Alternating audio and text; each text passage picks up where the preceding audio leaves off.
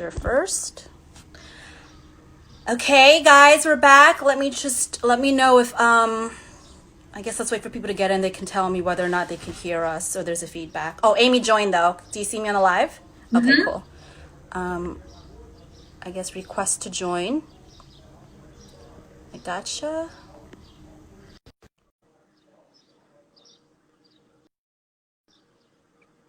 Hey, now I'm tuning in. I guess when we, just lower it though because it's gonna instantly increase the volume when you join. So sorry, guys. I know this is like that versus Party Rival. It's not gonna be that bad. No echo? No, I don't hear echo. Do you guys hear echo on your end? I guess Amy say something and then. Hello. Hello. Can you hear me there? Do you guys hear echo? Hi guys. Hello. What's going on with the feedback? I mean, it's picking up. It's picking up for hearing. So the only thing I can do is just not use not just the phones, it's just both. Yeah, I guess we can possibly do that because I really wanted to record us. Okay. I can record the audio. I can record the audio though. That's different true. way. That's true. Okay. I guess we'll do this then. Do you want to just go on the live? Let's try that instead. Okay. Let's try that instead. Let's just mute Let's or just close Zoom down like from it. close Zoom down from it. Let's just see. I'm gonna end the Zoom. Okay. Hello. Hi guys. All right. I think they can hear us better here. Yeah, this is better. Okay. Cool. Hold on. Let me just set this up because I'm not gonna do it this way. Okay. Does that work? Is that better? Yes. Guys, do you hear feedback still, or are we okay?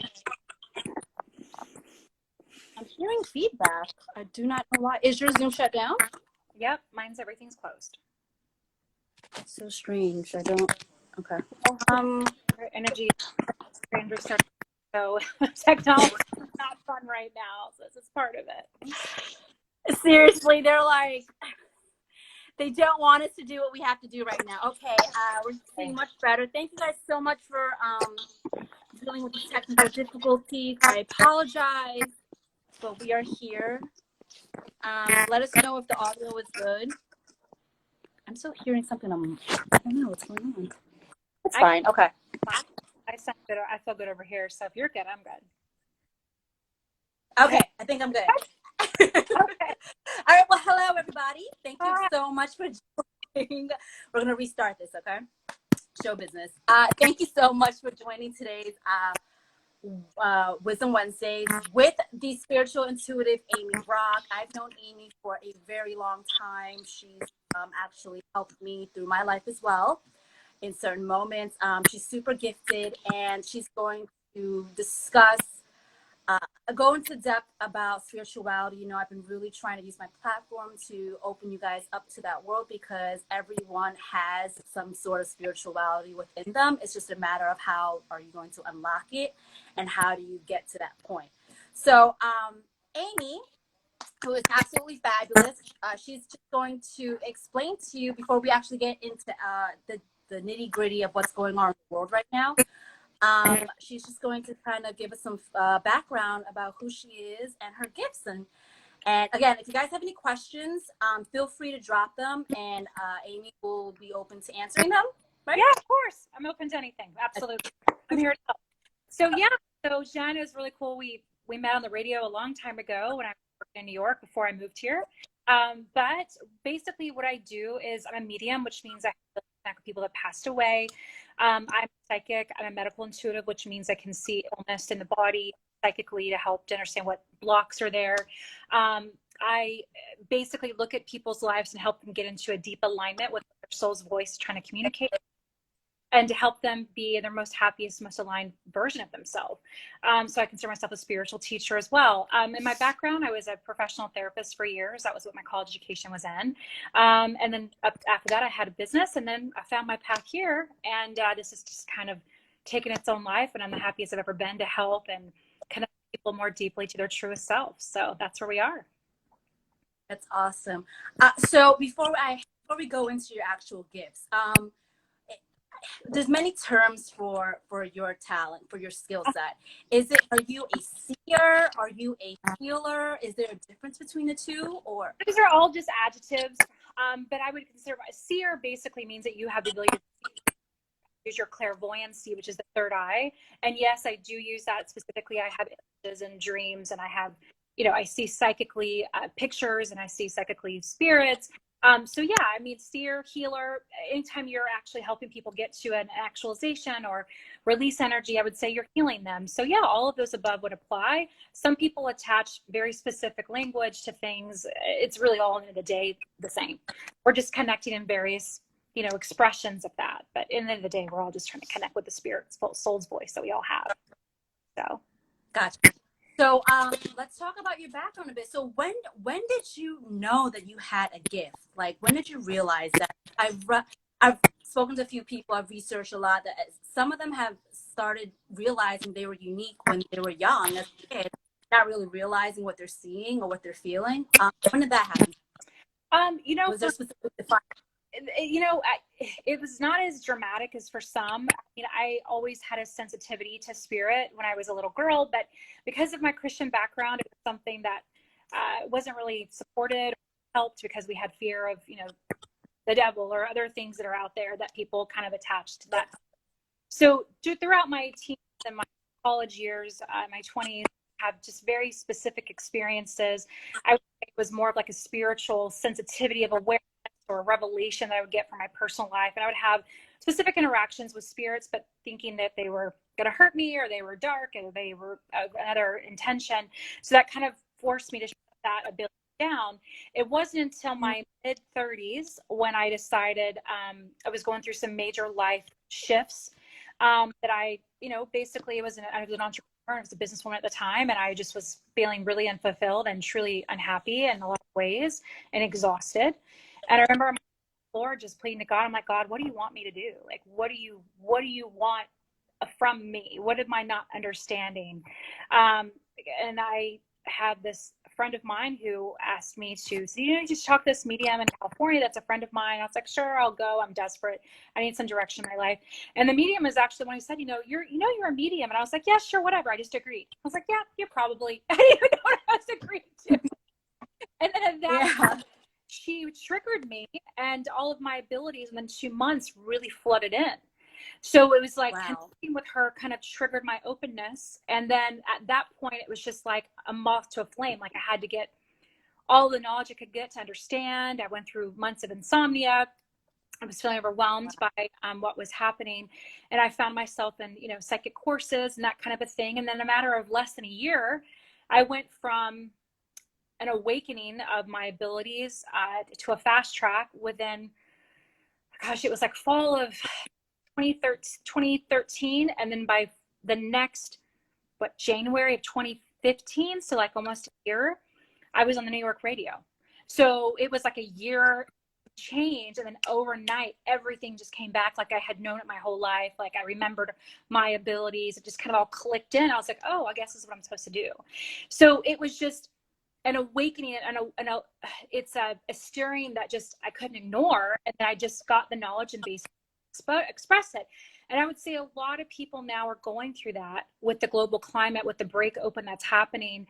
A lot of people are having an awareness of their gifts. So people might think that I'm highly unique, but I would say that I'm not that unique, that a lot of us have these similar abilities. But I would say, like a professional singer, all of us can sing, but some of us have a high aptitude to perform. That would be me. Like, I have this high aptitude and this high level to interpret, but it doesn't mean that anyone can interpret or anyone can't have its psychic insights or connect with their ancestors, etc. It's just that we're all in different stages of development of that as far as our awareness and our connection to the spiritual world. So I wouldn't say all of us have the ability to reach and connect in some way, for sure. That's a great thing, the point you brought up, because that's what I was going to ask, is can anyone tap into the abilities that you had, and how does someone do that? I mean, suppose somebody is on the lower end of their spirituality. I guess that goes into my next question, defining what spirituality is, because I put a post up on my IG before saying that people assume that spirituality is like hand in hand with religion, being super fanatical and religious. And that's not, for me personally, that's not necessarily the truth. I feel like it's actually two separate things. So can you define what spirituality means? A lot of people think it's like psychics and unicorns and the universe and a lot. Like, people just don't really understand what that is. Well, in my opinion, spirituality is just the belief of something from a faith perspective, and whether that belief is the universe, whether that belief is the law of attraction, whether that belief is in Christ, whether that belief is in Allah. Spirituality is the practice of the spirit, of mystical things, of the inner being that you are. It's your energy field that is of your spirit. It's where we have that connects us to our creation. Whether you think the creation is the universe, or you think the creation is being, whether you think creation is God, I don't really think it needs to be attached to anything specific. It's how you define that own individual expression of that.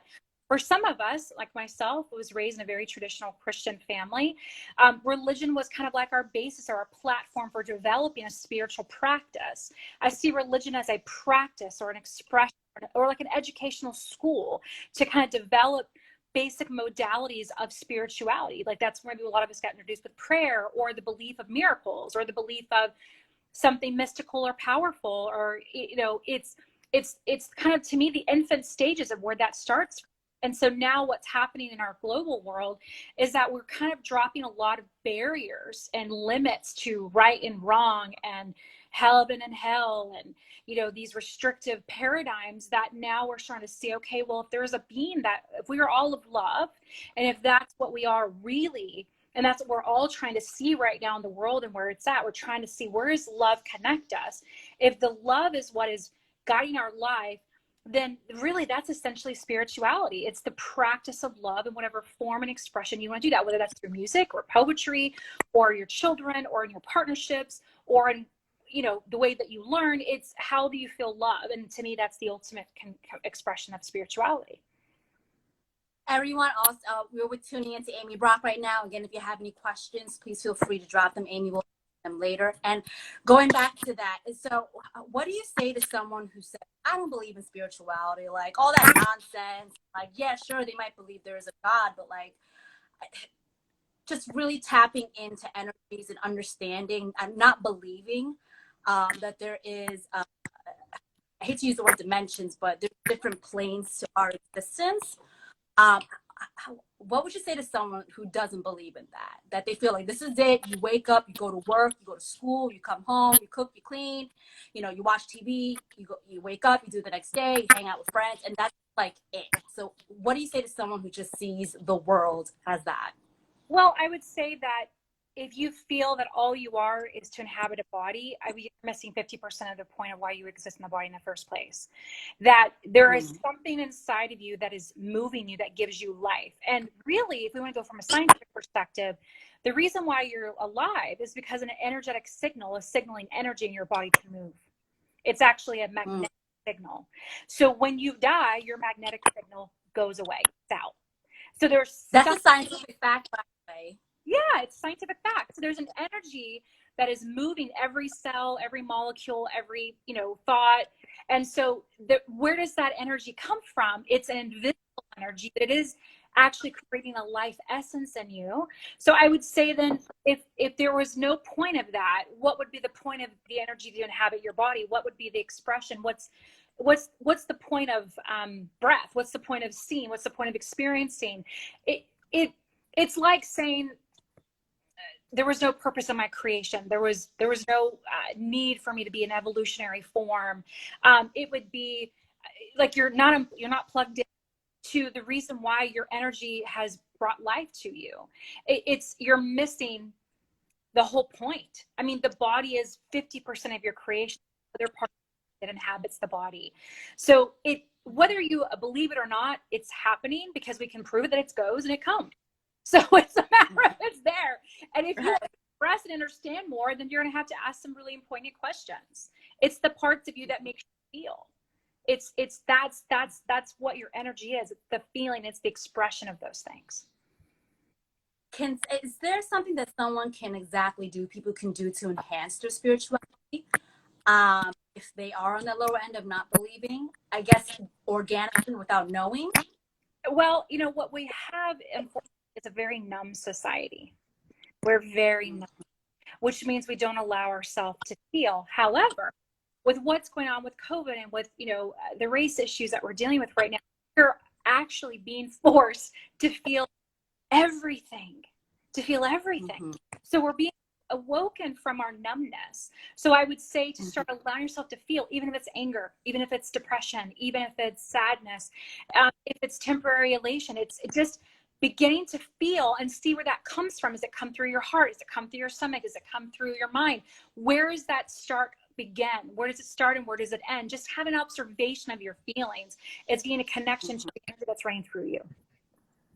Gotcha. And listen, just so people know, if you're tuned in right now, you are, I always do this, but you're meant to be here and listen to this. So if it's not resonating with you, then you can totally just leave. I know people are leaving comments like, what is this? So if it's not for you, you're not meant to hear it, okay? So let's just keep the positive energies going.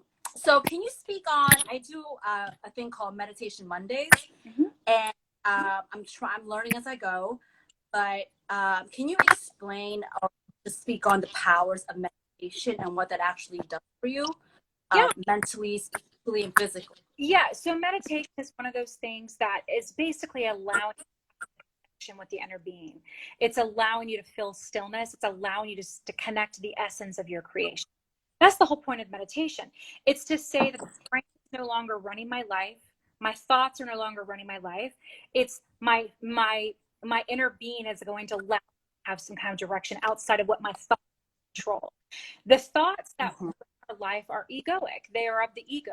They say that what I want is what drives me. What my fears are what drives me. My need to control is what drives me. So when we go into meditation, I'm going to surrender. I'm not going to be in a controlled mindset. I'm going to allow myself just to connect to stillness. And in stillness and silence, there becomes an awareness of your essence, your being, your spiritual. So at the very beginning, it's more of just like get their thoughts to not run their all the time and allowing something inside of you to be expressed and to be seen. That's the value of meditation. Stillness communicates a lot, even if it's just observing what your thought process is and what's controlling your life 24/7. That's operationally moving your life in different directions.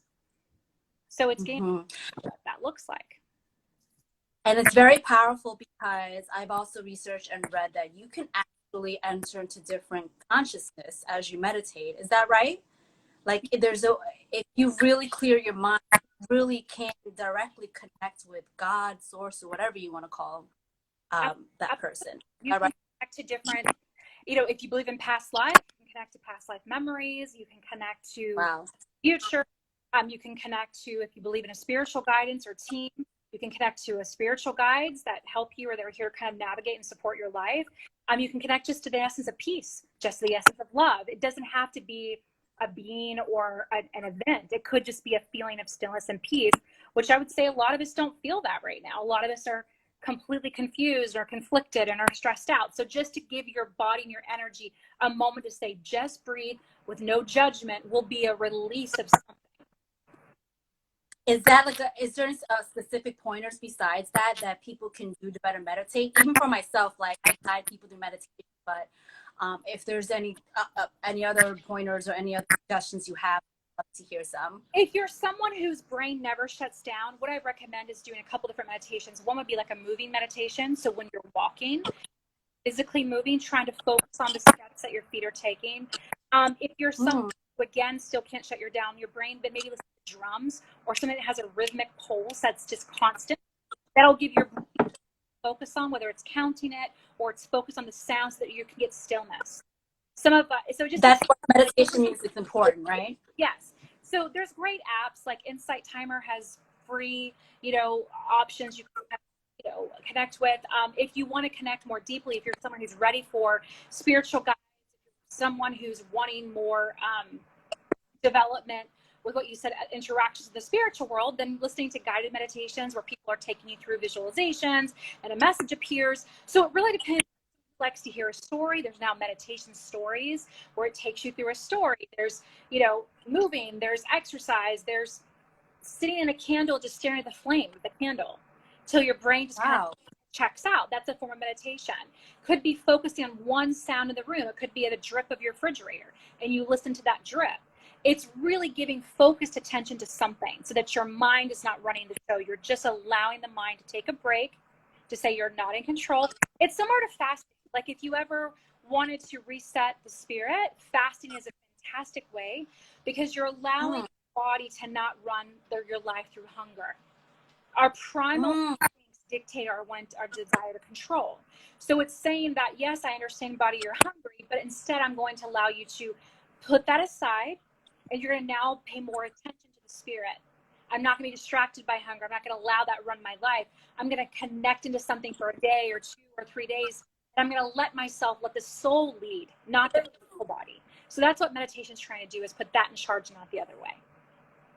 And it's so important you say that, because we live in a society, in a world where I like to call our thoughts and what we go through like traffic in our minds. Like we're completely bombarded with thoughts daily. Like, when I gotta get home and get dinner? Oh my God, are my bills gonna be paid? Oh my God, where's my career gonna go? Oh my God, I have to go to the doctor. I'm not feeling well. Like, is he cheating on me? Is she cheating on me? Like, there's just constantly bombarded with thoughts. And it's kind of like we have to get back to that essence of who you are and just reconnect with your soul and your spirit, because all that, I feel, is just weighing down who you are.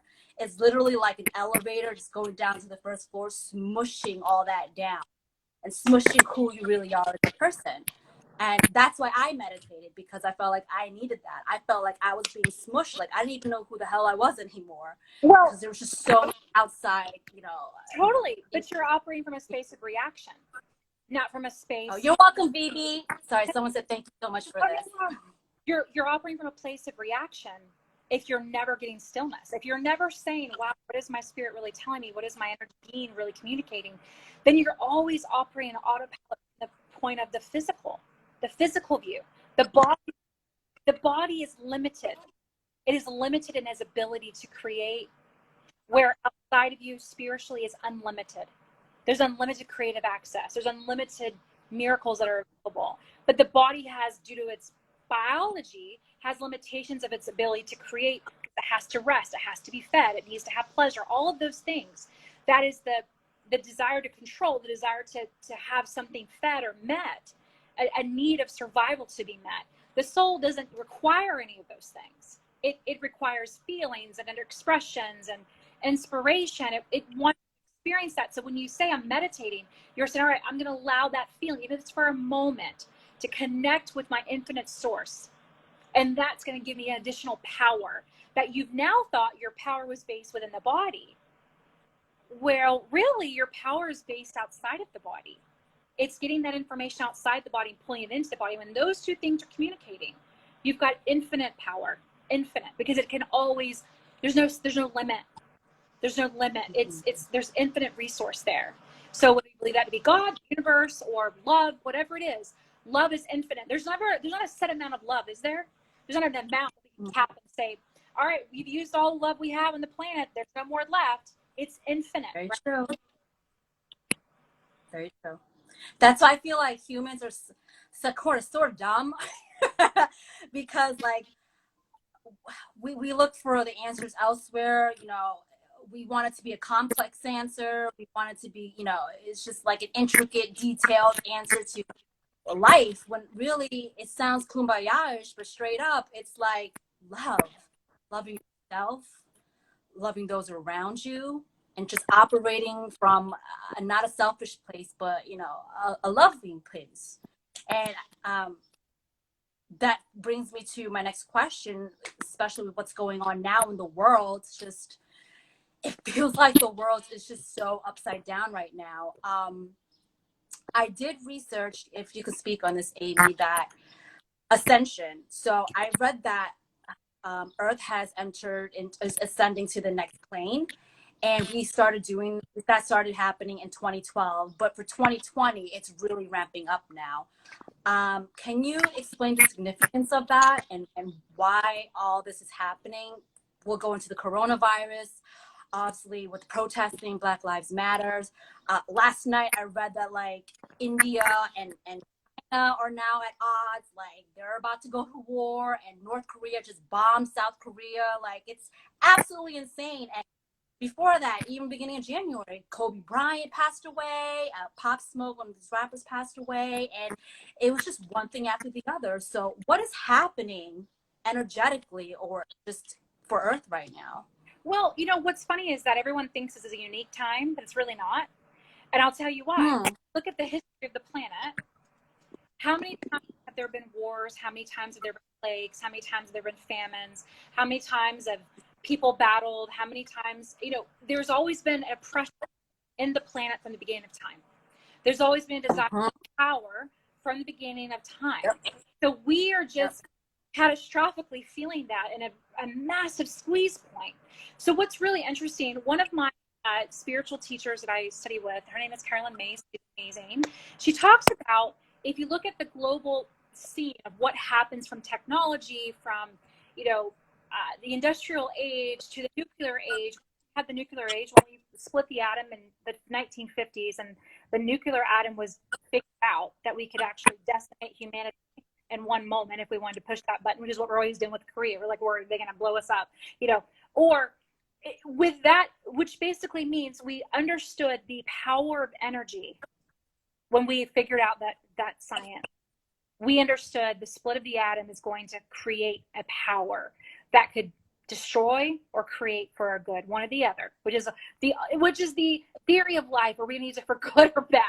Well, what's really interesting is from then until now, as she talks about, the new age of spirituality began to form. We had the hippies, we had age thought process, free love, all of that stuff started happening after the nuclear war, founding occurred.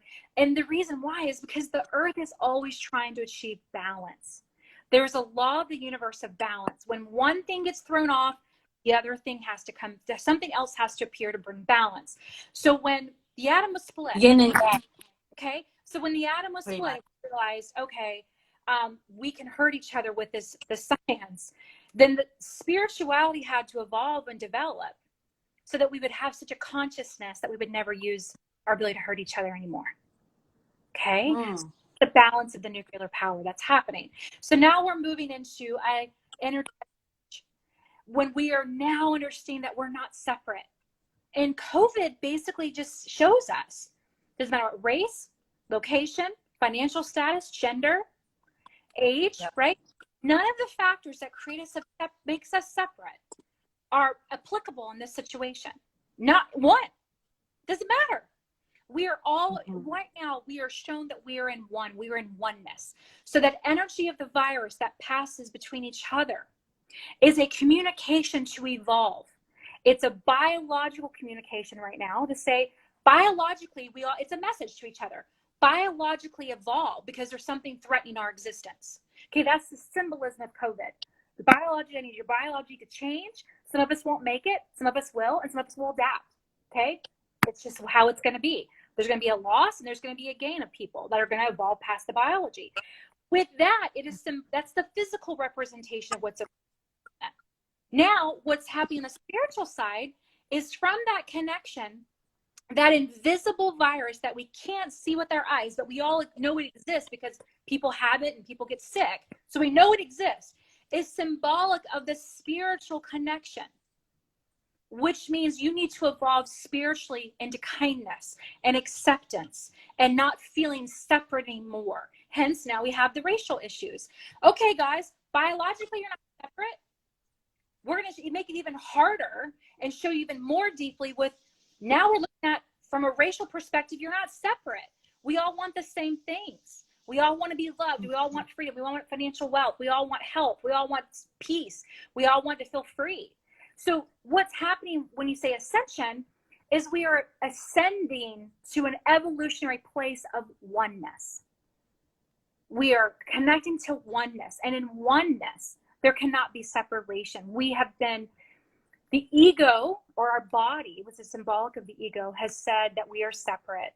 I need to get mine because you can't have yours because you're going to take something from me. Okay, I got to stay in my power. You better not take my power. So I'm going to fight you for it. So now we're saying, wait a minute. We don't need to fight. There's actually enough abundance. There's infinite resources, there's infinite love, there's infinite availability for all if we allow ourselves to align in the same vision. So that ascension is, all right, let's see in a vision of oneness. So by all of us having to take personal inventory of our health, by all of us having to take personal inventory of our economics, all of us having to take personal inventory of our spiritual desires, we are now in vibrational frequency, in energy. We are now seeing are similar. And that's the evolutionary ascension. We're becoming more in alignment with that oneness. So that's what we're really feeling. And collectively, that drives the frequency of the planet, which brings in the love and acceptance and kindness, which is what's happening from the extremes of feelings, the extremes of pain, and the extremes of suffering. Unfortunately, as humans, we move by pain. We don't move without pain. And that's why we were in a painful phase. We're being birthed through a form of suffering. And unfortunately, that's human. Say that again. Yes, a rebirth. You're a rebirth right now. Birthed through a form of suffering. And as we know, birth is a painful process. For most people who've had babies, it is not an easy process. It's a beautiful one. Okay, beautiful. There's a great outcome to it, but it can be painful. It is very painful, but if you breathe through it, you're patient, you trust the process, your energy, your spirit, your body will do what it needs to do to succeed. And that's what we're all experiencing. We need to trust our inherent natures to make the choices of love, because that's how we were created. We were created through love. We can get back there. We can connect to it. It's there. It's in us. It feels like everything that's no longer needed or wanted, like all that negative, the negativity, the ego, all of that.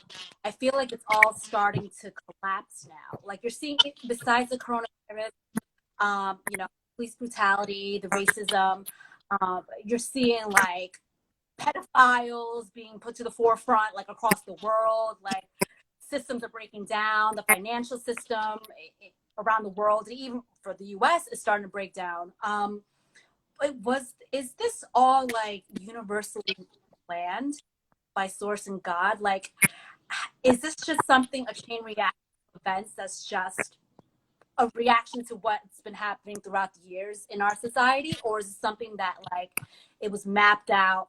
God or the universe was like, this needs to happen now, so this can happen, and so this can be X'd out. Like, is there like an energetic plan behind it, a spiritual plan behind this? I think that's a very deep question.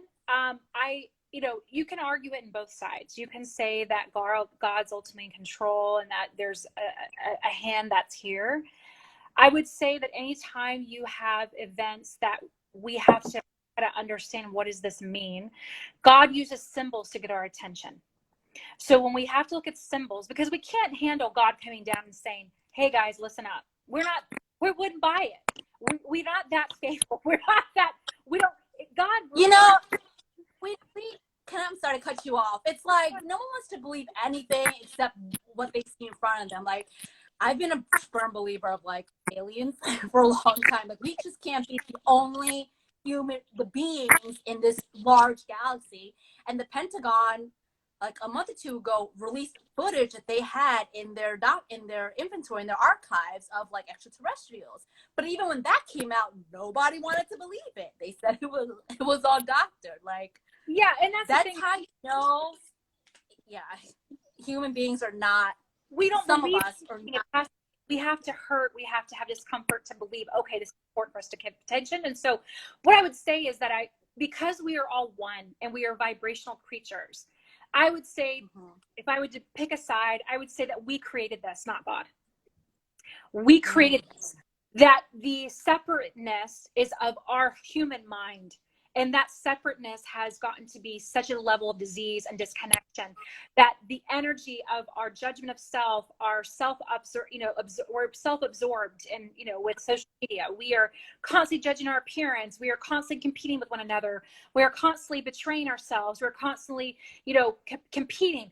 That has brought the essence of this separation and breakdown. Did I say God gave it to us? God allowed us to create our own experience. In essence, because we are not separate from God, God is co-creating with us by allowing our free will choice. Is God saying, hey, you guys are going to allow this calamity to come in forward, and now, you know, you guys are going to all have a response? I really believe our energy generated the need for this contraction. Our energy created this need, universal energy. As each individual, we put out a vibrational pattern. So then our vibrational pattern said, hey, we need something to get back on track. We're out of alignment. And so did our biology create the virus to allow us to have connection? Maybe. Did God just allow our free will and if our bodies to allow that to happen? I feel that God supports us in our free will choices. So therefore, we are co-creating. We cannot be separate from God, and he cannot be separate from us. We are of God. He is of us. We are collectively expressing God in form. So it's never separate. I can't say it's God or us. I really think it's both. I mean, but I really believe our consciousness, our subconscious disconnections create this separateness. Our vibrations create a pattern that brought all these things forward. Gotcha. I agree that too. And we can go into, I want to save it for another topic another day about us deciding or choosing certain things, because that's also with our soul contracts before we come here on this earth. But that's like a totally different conversation. So I'm just going to keep it on this. But absolutely agree with you. Can you foresee or just give some insight on I guess the future of the world as we know it, if it's trending into the space of like continuous collapsing of evils, the bad, the negative energy? Or how long is going to happen for? Is this more is going to happen? But it's all going to be for the betterment of Earth, right? Mm-hmm. I will tell you, ultimately, we are always going through a cycle of contraction and expansion. Think about 9/11. That was a massive contraction. Okay, 19 years ago, we're in another contraction. There's a cycle to our economy. There's a cycle to the earth. There's a cycle to our world. There's a cycle to our spirit lives. So as far as saying how long we're going to be in pain, to be really honest, pain is a state of mind. You can stop the belief of the pain right now, step into love. So I believe it's an individual choice of how long you're going to endure your suffering. So it's really, globally, psychically, I've been telling my clients, as far as the housing market, I think things are going to get worse before they get better. I advise buying real estate till next year. As far as the economic downturn, I feel intuitively it's going to have a height, and then we're going to go to a more deeper surge, a separation at the end of the year. It's coming apart to come back together, and we have not come fully apart yet. Specifically, we have the Mercury. Wow, haven't come fully apart yet? We aren't. So Mercury retrograde starts tomorrow. We're already in that energy, which basically is a release of energy. It's a slowing down of planets, which means that our planet is being slowed down, which means we're supposed to go to silence, to observation, to more listening. And I tell you, we need a hell of a lot of listening right now, a lot. So that's what the vibrations going on to the planet. We need to listen. We need to listen to ourselves. We need to listen to what people are saying without a lot of commentary. We need to listen and learn. And really listen, not just hear words, but listen to even what's not being said. Okay. And then we have 2 more eclipses. We have an eclipse on the new moon on Monday. We have another eclipse on the full moon 2 more weeks after that. This happens once a year. Yeah. So eclipses are like electromagnetic shocks. I kind of think of it as like when you see someone in the ER and they're getting jumped with like the cables when they're flatlining, and they get their chest jumped with the electromagnetic, and it brings them back to life. I would say the eclipses are similar to that. Our Earth is about to go through an electromagnetic shock. Like, wake up.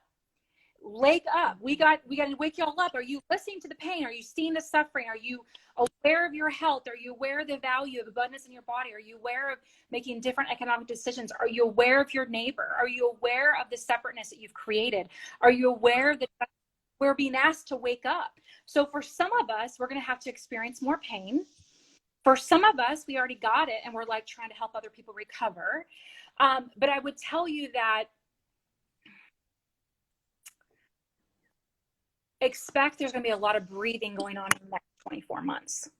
And when I say breathing, it's almost like we can't breathe and now we can breathe because something else got let out. So it's not that all of these things that have been going on the planet, when you said sexual pedophiles, the criminality, priest-brutality, it's not that any of this stuff is new. It's just now being not secreted anymore. Yeah, exposed. we're seeing the depths of our humanity that we've been keeping secret. And so for me, exposing the secrets at the beginning, because we're still not done exposing the secrets. We got some ways to go on exposing the secrets of our psyche even. So think about, once we're done exposing the secrets, then maybe we can feel some relief. But until that's done, we've got an economic system that needs to be exposed. I want you to think about the corporations who are supposedly at the highest financial abundance and then they have no money. Why is that? Is that all an illusion? That people really aren't economically what they say they are? I mean, there's a lot that's question marks. Isn't that interesting? Yeah, and I was thinking about that. Like, there was a point in time in January, but this is before the COVID even hit, that tons and tons of CEOs were stepping down from all these high-end corporations. And I did not know why. I mean, I'm a conspiracist anyway, but I figured that there had to be a deeper meaning behind it. There has to be a reason why. Maybe because they're about to be exposed for who they are and what the company stands for financially, or just who they are as a person, how they operate. So yeah, it's interesting. Well, and that's symbolic of, what are we denying ourselves? What are we not giving in truth to ourselves? And if you're in alignment with your inner voice, there will be insights that you will be given as an individual because you're listening. So I'm gonna give you an example of my life. I got an inspiration to sell my house in October of last year. I was telling all my clients to sell their real estate. I was told I had to have it sold by January, and I need to move to New York at that time. And then I took 2 months of rest off, and I got completely 100% out of debt. And I financially am actually in the best place I've ever been in my life. And I was exactly at that marker right as COVID happened. So I obviously listened to an intuitive guidance that I was going to be prepared for something, not even knowing how real all of that preparation was going to be. But I had a thought, I had feelings, and I listened. I felt it. I couldn't explain it. And so when I work with my clients, I work with people, I'm like, look, you have to trust the illogical. I knew something was coming economically. I knew the real estate was going to change. I knew I needed to be debt free. I knew I needed to take care of my body. I listened to all the things that were being said to me 6 months, a year, 2 years before this happened. And I took those applicable steps. I would tell you it's not too late. You just need to be listening. Because if you listened, you wouldn't be in that place of pain right now. Some of the people that are losing jobs, they're probably losing jobs because they weren't listening, that they should have left it a long time ago. Or they weren't connected with what they needed to have an awareness of now, that this unfortunate pain has brought to an awareness. A lot of organization is being shifted of energy. People are being relocated to different states. People are losing jobs they hated really anyway. Or they're being put back into a different path to focus on their health or to focus on their relationships. Everything is ultimately happening for our good. We just have to find what the contraction is bringing in the rebirth of us. What is it bringing to me? What do you say to people who've, I know you're saying that we're being shifted on purpose vibrationally to be in line with who we are, but I feel like there's been such a huge surge of death this year and last year, in between the virus, but also just in general. We've been losing a lot of people in the industry as well outside of the virus. Is there a reason behind all the deaths that are happening right now? Is that part of like the plan, or? Well, believe it or not, I don't feel like we have any more death than we normally do. That's just my gut feeling. I just feel like we have an awareness of the death. Our mind is like, oh wait, people die. You're gonna die. Your body's gonna die. We need to take care of our health. I think it's just more hyper awareness of our mortality. That's really what it is. It's an awareness that we actually will die. People are surprised, oh, you're gonna die. Yeah, you're gonna die. Take care of your health. Take care. Be happy. Live in alignment. You need to have an awareness of being present on the earth. We are living asleep. So all these deaths, in my opinion, the awareness and hyper awareness of death is to remind us of we have a limited time to get in alignment with ourselves. It's a gift. When someone dies that had meaning to you, for me, they're dying for us. They're dying for us to become awake, for us to be connected to our spirit, for us to have, oh man, I really want to live differently. That's what that is. Now, is there an essence of release from the earth because there is an old archetype that's leaving, an old ideology? For sure. I mean, there's people's bodies that they need to be on. There's people that need to be in the spirit world to help us. So they need to go to help us. Wow. And so And they, does that make sense? so they can't physically help us here because vibrationally, it's just, they can't do it. And Yeah. they feel like they would be more better suited on the other Yeah, side. it could actually be releasing Interesting. a benefit to us in the spiritual world. And I will tell you, in channeling, helping people who've lost people tragically, what I've channeled is that there is when our soul group family that we're connected to, that we are born into, there is always a balance that's occurring between the soul family and the physical family. There's an amount of people that need to be in the spiritual world to help the physical, and there's an amount of people in the physical that need to be here to help the spirit, the people that are in spirit form. So there's a constant reorganization, balance of energy. Spiritually, physically, universally, there's always a balance that's occurring. Always. So it just, again, we're having a hyper awareness. I don't feel like it's that much different. Otherwise, we might need more spiritual support right now than we do physical. I think so too, for sure. Like, we have enough people on this earth doing what they can do. We definitely help from outside there.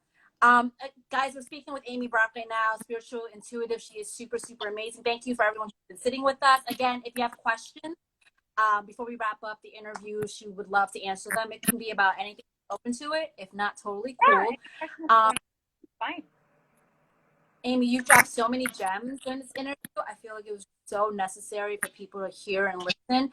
Obviously, there's so many other things I want to tap into. I have a list of stuff, but if you'd be interested in just coming back and talking about it, I really want to dive deep into the true, the deep spiritual conversations about reincarnation, soul contracts, even diving into like spirit guides and angels, which all that stuff, which I think would be super helpful for people out there to listen. Absolutely. But what's really cool is that there's actually becoming more of an interest and awareness that people are leaving the religious paradigms and saying, okay, if I don't really feel that restraint that I want in a religious perspective, is there something infinite about my connections to the spirit world? And allow yourself to consider angels, spiritual guides, energy of love that is really guiding us.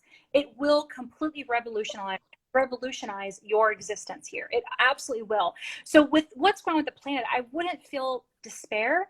I would feel excitement. I would feel optimism. I would feel hope, because we are truly shredding what the ego has wanted to convince us of, that we are separate. And so I would be excited and celebratory of that. And wherever you're called, whether it be expression to fight, whether it's an ability to hold a space of love for your family or yourself, whether it's a deeper connection to your inner being, a deeper oneness to connect to your infinite creation, those things are contributing to the vibration of the planet. It doesn't have to be external. It can be internal. So if you're connecting in a way that's love bound, you're absolutely impacting the world for good. And that's what the most important thing. awesome. Amy, that's a great way to end this conversation, this interview. I love your pieces. People are asking, how can they connect with you for readings? So I guess just drop all your info and let everybody know where they can. Absolutely. So yeah, if you want to go to my website is theamybrock.com. That's TheAMYBrock.com. You can book online there. I do video calls, phone calls. I actually have an office in New York City and Manhattan that I have not been able to physically use because of everything that's going on, but I will be opening that back up here shortly. So yeah, I'm happy to use any modality to help anyone to get connected more deeply to who they are. Amy, I love you so much. Thank you for doing this. Thank you for being my guest on Wisdom Wednesdays. And I think one big lesson that we can take from this whole conversation we've had for the last hour or so is do not be afraid. Do not live in fear. Understand that what's happening now in the world is meant for us to awaken and to be reborn into a better consciousness, or consciousness of love and peace, and let go of that egotistical life and mindset we've always been in. Is that right? Absolutely. And wherever we want to place anger is a great place to release from. Okay. It helps to release, but it's not a great place to hold on to. So as quick as we can return to love, which will allow us to converse with one another, to connect, to be eye to eye, to really hear our brothers and sisters, to hear the people that look physically different, but are really not different from us. And to understand that our differences are really going to be our assets to one another. Our contrast is our asset, not our similarities are in spirit, and our physical differences are assets to really appreciate the expression of our spirit. Absolutely. And I say, if you cut everyone, we all bleed the same. So we all are the same. We're all human beings. We're all one species. So what? We're all from different parts of the world, but we all are the same. And again, guys, it's as simple as this. Just operate from a place of love. It's really that simple. Like, it's really not rocket science. That's all you have to do. And people, I guess, want to hear a more complicated answer or more like intricate answer. Yeah, but it's not like, oh, you have to do this in order to get that, and therefore this will be fixed. Like, no, all you have to do is love. Well, and maybe that's a conversation to have, because I don't know that people know what love is anymore either. There's a confusion, right? We'll definitely have to do a topic on Well, that like, for sure. but what is love? You're like, well, love means this. No, that I don't know that maybe that's the problem, is we lost really what the definition of love is and what really love looks like. It's love is not, getting yourself dressed up and having, a moment with yourself on Instagram and showing all your friends. I mean, that's competition, that's comparison. It's self-love is not, judging yourself and critiquing. Self-love is acceptance, being present with the moments that you're in, and not worried about tomorrow and yesterday. It's just right now. What do I feel? What am I connecting with? That's love. That's you experiencing what you're here to experience, whatever that is, whether it's discomfort or it's joy. That's being present in love. Love is sometimes painful, unfortunately. It is. Absolutely. And I love it. And I had to learn how to love myself, truly love myself, not in a way, my inner self. But again, Amy, people are saying they love you. Can you again drop your website? Yes. Before this live cuts off, try to hit the hour. Yeah, so it's www.theamybrock.com if you want to reach me there. I would love to help anyone I can. So thank you for your time, Jen. Thank you for hosting this. It was really lovely. Thank you. And thank you for everyone that tuned in. I think the people want to do more. So hopefully Amy will be back and we'll be discussing we'll make it happen. Yeah, cool. And again, if you guys have questions next time, feel free to bring them. But thank you so much for tuning in. I hope this enlightened you. I hope this Wisdom Wednesdays really opened you up and made you just have a better understanding of more than just what's going on in front of you. I hope it kind of opened up you inside and really put you in a different mindset of what it is to be a human being on this earth. So, Amy, thank you so much. Thank you, Jen. Bye, guys. Thank you for coming. Bye, guys. Bye.